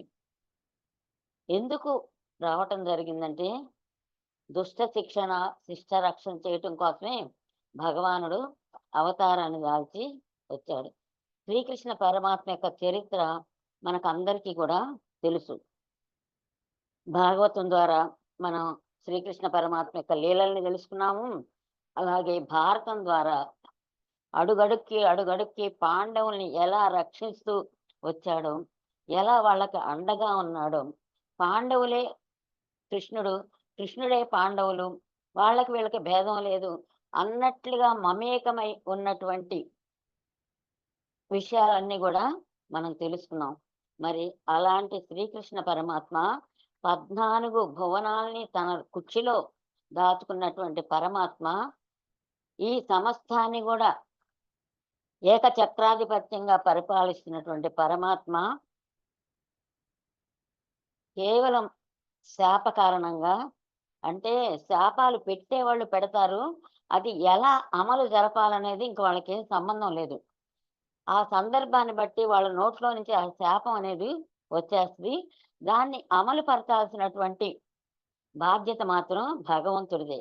అందుకే భగవానుడు అన్ని సమర్థత కలిగి ఉండి కూడా ఆ శాపాల కారణంగా శాపాలని మరి అవి వాళ్ళు పెట్టినటువంటి శాపాలకి ఫలితాన్ని అనుభవించాలి కాబట్టి తాను ఏమీ చేయలేని నిస్సహాయుల్లాగా చిట్ట చివరిలో ఇంత అద్భుతమైనటువంటి ద్వారకా నగరాన్ని నిర్మించి ఏకచక్రాధిపత్యంగా పరిపాలించినటువంటి పరమాత్మ ఏమీ చేయలేని నిస్సహాయుల్లాగా ఒక చెట్టు కింద పడుకొని నేల మీద, కట్టిక నేల మీద పడుకొని దేహాన్ని చాలించి తన స్వస్థానానికి తను వెళ్ళిపోయాడు. అంటే ఎంతటి పరిస్థితి అంటే మనకేమనిపిస్తుంది అంటే, అదేంటి సాక్షాత్తు శ్రీకృష్ణ పరమాత్మే అంతగా తనను తను కాపాడుకోలేకపోయాడా, తన వంశాన్ని కాపాడలేకపోయాడా అన్నది అనిపిస్తుంది. కానీ భగవంతుడు చెయ్యలేక కాదు, అది అలా జరిగిపోవాలి అంతే. అంతేగాని ప్రారంధాన్ని తన చేతుల్లోకి తీసుకొని అమలు పరిచేవాడు కాదు పరమాత్మ. జరిగేది జరగకమందు ఏది ఎప్పుడు ఎక్కడ ఎలా జరగాలి అనేది అనే విషయాలన్నింటినీ కూడా మనకి కళ్ళకు కట్టినట్లుగా మనకి భారతం ద్వారా, భాగవతం ద్వారా భగవానుడు తెలియజెప్పి మనకి ఒక కనువిప్పు కలిగిస్తున్నాడు. ఎందుకంటే ప్రారంధం వల్లనే మానవుడు జీవితాన్ని గడుపుతున్నాడు. కానీ ప్రారంధం వల్ల ఎవరు ఏమి చేయలేరు, దాన్ని అనుభవించి తీరాల్సిందేను. మీరు చేయాల్సింది ఏంటంటే పురుషార్థం అని చెప్పి ఆ పురుషార్థాన్ని మాత్రమే మనం చేయగలుగుతాము. ఇక ఏది మన చేతుల్లో లేదు. సాక్షాత్తు పరమాత్మ కూడా ప్రారంధానికి లొంగిపోయే ఆ కథనంతా కూడా నడిపాడు అనే విషయాన్ని మనకి తెలియజెప్పటం కోసం ఒక కథారూపంగా మనకి భగవానుడు తెలియజేశాడు. దీన్ని బట్టి మనం మన జీవితాన్ని ప్రారంధానికి వదిలేసి మన జీవితాన్ని పురుషార్థానికి ఉపయోగించుకోవాలి. అనుక్షణం కూడా మనం తెలుసుకున్నటువంటి జ్ఞానాన్ని మనం అమలు పరుచుకొని జీవితాన్ని సార్థకం చేసుకోవాలి.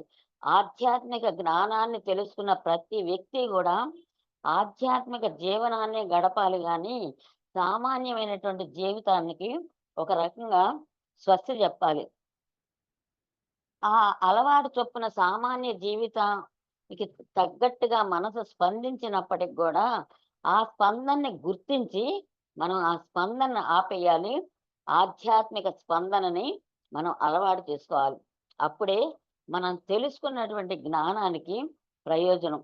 ఇన్ని విషయాలు తెలుసుకున్నాము అనంటే ఇది మన మనసుకి పూర్తిగా జీర్ణమైపోవాలి.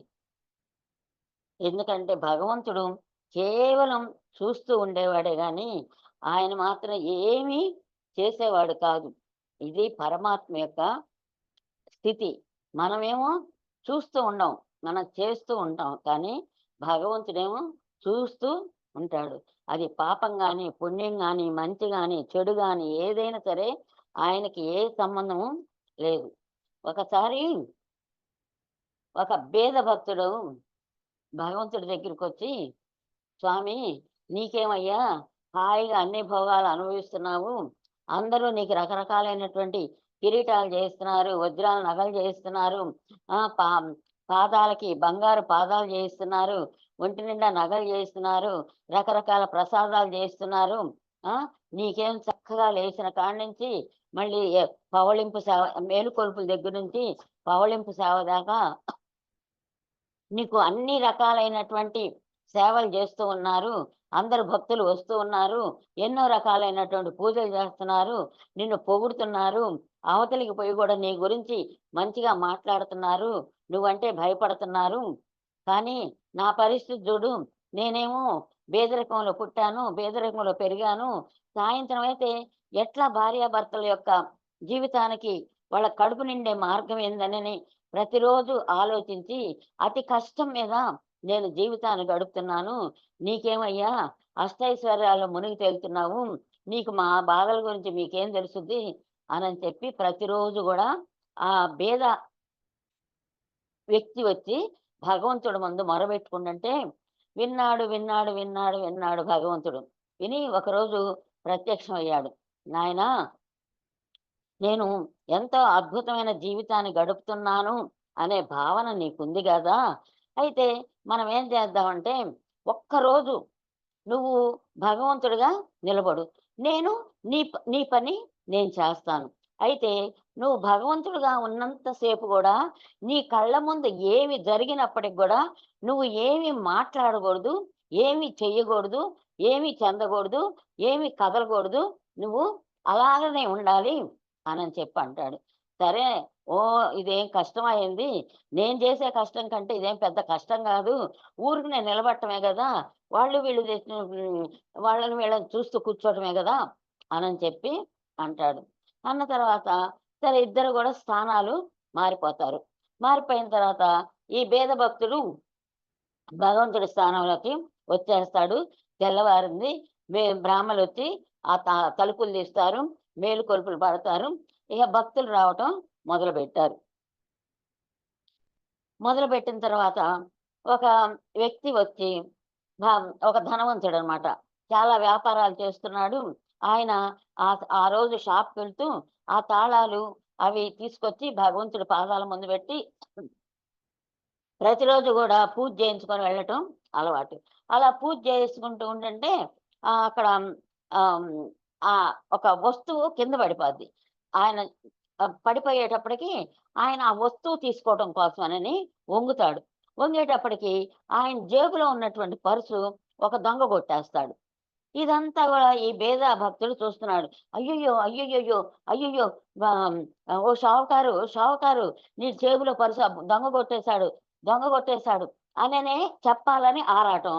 చెప్పాలంటేను మరి భగవంతుడేమో నువ్వు ఏమి చేయకూడదు, ఏం జరుగుతున్నా సరే చూస్తూ ఊరుకోవాలి అని చెప్పి కండిషన్ పెట్టాడు కాబట్టి ఏమీ చెప్పకూడదు అని చెప్పారని అలా కండిషన్ పెట్టాడు కాబట్టి లోపల ఆరాట పడుతున్నాడు, కానీ ఏమీ చేయలేకపోయాడు, అట్లాగే నిలబడిపోయాడు. ఇక ఆ షావుకారి వెళ్ళిపోయాడు. వెళ్ళిపోయిన తర్వాత ఇంకొక భక్తుడు వచ్చాడు. వచ్చిన తర్వాత అక్కడ కూడా ఇట్లానే చెప్పలేని ఘోరం జరిగింది. అది కూడా ఆ భక్తుడు భరించలేకపోయాడు. భరించలేక చెప్పాలనేమో ఆరాటం, భగవంతుడేమో ఏమీ పలకద్దు చెప్పొద్దు అన్నాడు. ఏం చెయ్యాలి అని చెప్పి అలా రోజంతా కూడా అలా గడిచిపోయింది. అయితే తను అంతకుముందు బీద భక్తుడిగా ఉన్నప్పుడు కొంచెంసేపు కాకపోయినా కొంచెంసేపు భగవంతుని తలుచుకునేవాడు. భగవంతుని నిందించే టైం ఉంటుంది, అలాగనే స్మరించే టైం ఉంటుంది, అలాగనే ఎన్నో రకాలుగా భగవంతుని తలుచుకోవటం ఉంటుంది. కానీ ఈ రోజు మాత్రం ఏమి భగవంతుని తలుచుకోవాలని కానీ, భగవంతుడు గుర్తు రావటం కానీ, తను భగవంతుడి యొక్క స్వరూపంలో నిలబడ్డానని కానీ ఏమీ ఆయనకి గుర్తులేదు. ఎంతసేపటికి వచ్చే పోయే భక్తుల్ని చూడటం, వాళ్ళు చేసే అరాచకాలను చూడటం, లేదంటే వాళ్ళ యొక్క పాప పుణ్యాలు చూడటం, లేదంటే వాళ్ళు తీర్థ ప్రసాదాలు స్వీకరిస్తూ వాళ్ళ మనసులో రకరకాలైనటువంటి కోరికలను తెలియజేస్తూ ఇవన్నీ వింటూ చేస్తూ ఉన్నాడే గాని ఆయనకి ఆ రోజు ఒక్కసారి కూడా భగవంతుడు గుర్తురాల. ఇలా రోజంతా ఎంతో కఠినంగా గడిచిపోయింది. అమ్మ రాత్రి ఎప్పుడవుద్ది, నేను ఈ బాధ భరించలేను, నేను ఈ పాపాలు చూడలేను, నా వల్ల కాదు, నా జీవితమే నాకు బాగుంది, నేనేదో కష్టం చేసుకొని సాయంత్రానికి ఇంటికి వచ్చి భార్యా బిడ్డలతో చక్కగా వండిందేదో తిని హాయిగా కబుర్లు చెప్పుకొని నవ్వుకుంటూ హాయిగా నిద్రపోయేవాడిని. అంతేగాని నాకు ఈ బాధ వద్దురా దేవుడా అని చెప్పని ఎప్పుడు రైతు అవుతుందా అని కాపలా కాస్తూ ఉంటాడు. సరే రాత్రి అయింది. అయిన తర్వాత ఇప్పుడు ఆ వేద భక్తుడు పరమాత్మ స్థానం నుంచి తన యొక్క స్థానానికి వచ్చేసాడు. పరమాత్మ తన స్థానంలో తను నిలబడ్డాడు. నిలబడిన తర్వాత ఇప్పుడు అడుగుతున్నాడు, ఏం భక్త, ఎలా ఉంది నీ అనుభవం? అసలు ఎంత అద్భుతంగా ఉందో కదా, మరి భగవంతుడి యొక్క స్థానంలో నిలబడ్డావు కదా, ఎంతో ఆనందాన్ని అనుభవించుంటావు, ఎన్నో ప్రసాదాలు స్వీకరించుంటావు, ఎన్నో రకాలైనటువంటి ఆనందాన్ని అనుభవించుంటావు, చక్కగా కిరీటం పెట్టించుకున్నావు, నగలు పెట్టించుకున్నావు, హాయిగా ప్రసాదాలు, పులిహార్లు, దద్దోజనాలు, పాయసాలు ఎన్నో రకాలుగా స్వీకరించావు.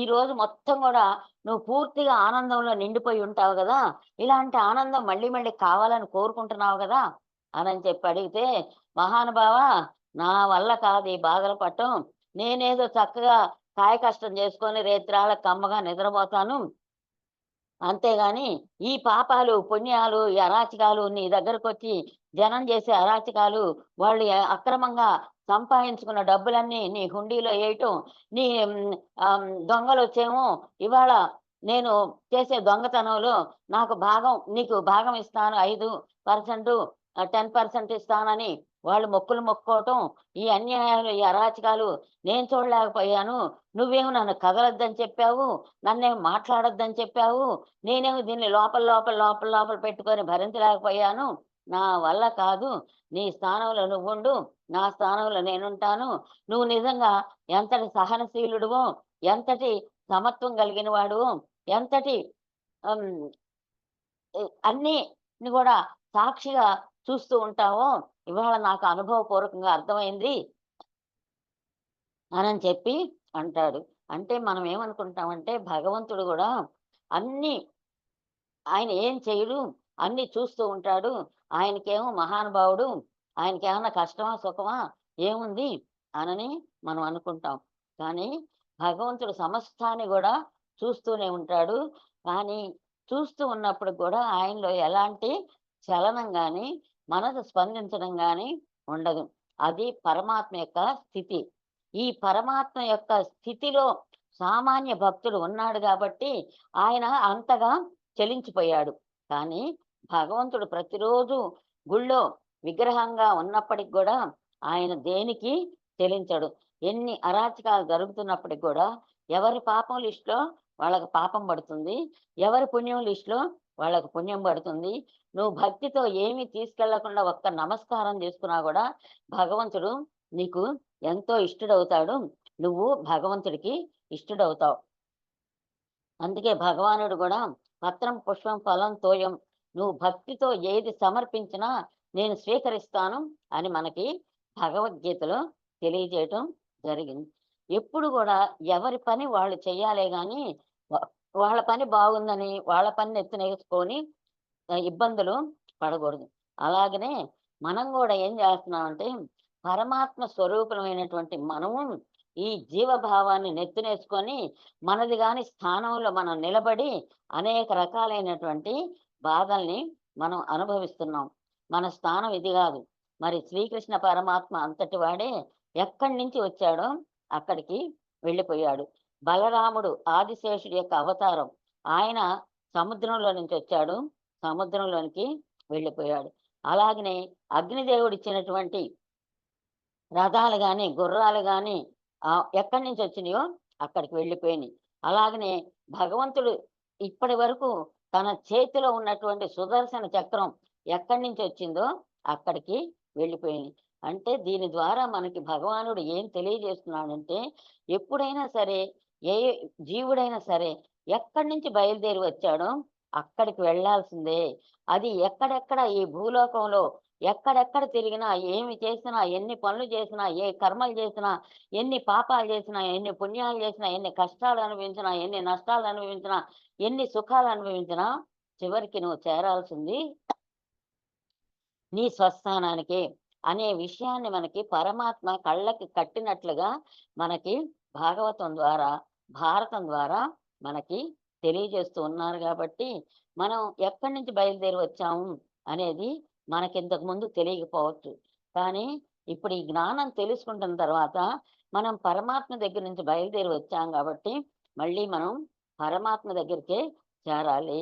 చేరాలంటే మనం ఏమి చెయ్యాలి అనే జ్ఞానాన్ని మనం తెలుసుకుంటున్నాం. కాబట్టి తెలుసుకున్నటువంటి జ్ఞానాన్ని మనం అర్థం చేసుకొని ఆచరించి జీవితాన్ని సార్థకం చేసుకోవాలి. అనవసరమైన విషయాల్లో తలదొచ్చి సమయం అంతా కూడా ఆ మనసులు జడగొట్టుకొని వాళ్ళెట్లా వీళ్ళెట్లా అని చెప్పి అనుకుంటూ ఉంటే పుణ్యకాలం కాస్త అయిపోద్ది. ఈ జీవితం చివరి దశకి వస్తుంది. జీవితం ఎప్పుడు చివరి దశకి వస్తుందో తెలియదు. కాబట్టి ప్రతి క్షణం కూడా మనం పరమాత్మ యొక్క భావంలో ఉండాలి. అట్లాటప్పుడే మన జీవితం సార్థకం అవుతుంది, మన జన్మ చరితార్థం అవుతుంది. ఎప్పుడైతే మనసు ఎక్కడి నుంచి వచ్చింది, మనసు ఆత్మలో నుంచి వచ్చింది. ఆత్మలో నుంచి వచ్చినటువంటి మనసు మళ్ళీ కూడా ఆత్మలోనే లయమైపోవాలి. అప్పుడే అదే ముక్తి, అదే మోక్షం, అదే జన్మ సార్థక్యం, అదే జీవన్ముక్తి. మనం ఏ పదాలు పెట్టుకున్నా, ఏం పెట్టుకున్నా కూడా చేరే స్థానం మాత్రం ఒకటే. రకరకాలైనటువంటి పదాలు పెట్టుకోవచ్చు, కానీ స్థానం మాత్రం ఒకటే. కాబట్టి ఇవన్నీ కూడా మనం తెలుసుకున్న తర్వాత ఎక్కడి నుంచి బయలుదేరి వచ్చాము అక్కడి పోవటానికి మనం శతవిధాలా కూడా సాధన చెయ్యాలి. ఎందుకు సాధన చేయాలంటే మన జీవితాన్ని సార్థకం చేసుకోవటం కోసం. ఇప్పుడేమో జీవితాన్ని వృధా చేసుకొని మళ్ళీ ఎలాంటి జీవితం వస్తుందో అని దానికోసం ఎదురు చూడటం కంటే కూడా వచ్చినటువంటి ఈ జీవితాన్ని సార్థకం చేసుకొని మన జీవితాన్ని సఫలం చేసుకోవాలి. మనం ఎందుకోసమైతే వచ్చామో అందుకోసమే మన ప్రయత్నాలు మనం సాగించాలి. కాబట్టి పట్టుదలతో సాధన చేసి మన కైవల్యాన్ని మనం సాధించుకున్నాము. మనలాంటి మనుషులే రమణ మహర్షి గారు కానీ, రామకృష్ణ పరమహంస గారు కానీ, అరవింద యోగి కానీ, చంద్రశేఖర సరస్వతి స్వాముల వారు కానీ, వీళ్ళంతా కూడా మనలాంటి సామాన్యమైనటువంటి మానవ దేహాన్ని ధరించి ఈ లోకంలోకి వచ్చినటువంటి వాళ్ళే. కాబట్టి వాళ్ళు మానవ దేహాన్ని ధరించి ఎట్లా ముక్తిని పొందారు అంటే, ప్రతి మానవుడు కూడా ముక్తిని పొందటానికి అర్హుడే అనే విషయాన్ని మనకి మహాత్ములైనటువంటి వాళ్ళు తెలియజేస్తూ ఉన్నారు. కాబట్టి మనం తెలుసుకున్నటువంటి జ్ఞానాన్ని మన జీవితంలో అర్థం చేసుకొని ఆచరించి సాధన చేసి మన గమ్యమైనటువంటి మోక్షాన్ని చేరుకుందాం. హరి ఓం.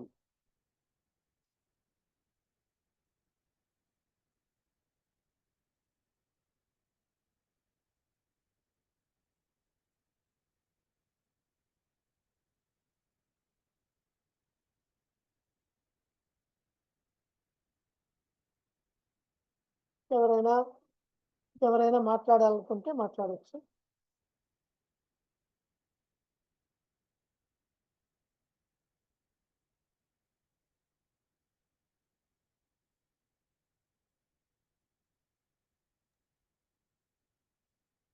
ఓకే గురువు.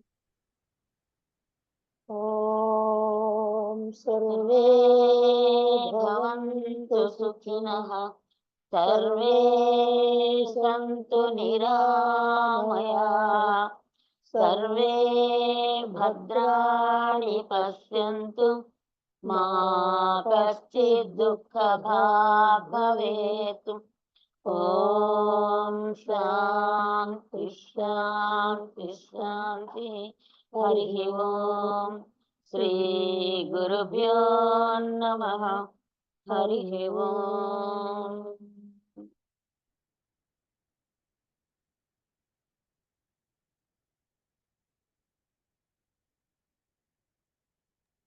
మళ్ళా రేపు ఇదే సమయానికి 7 గంటలకి సత్సంగంలో కలుసుకుందామండి. Thank you.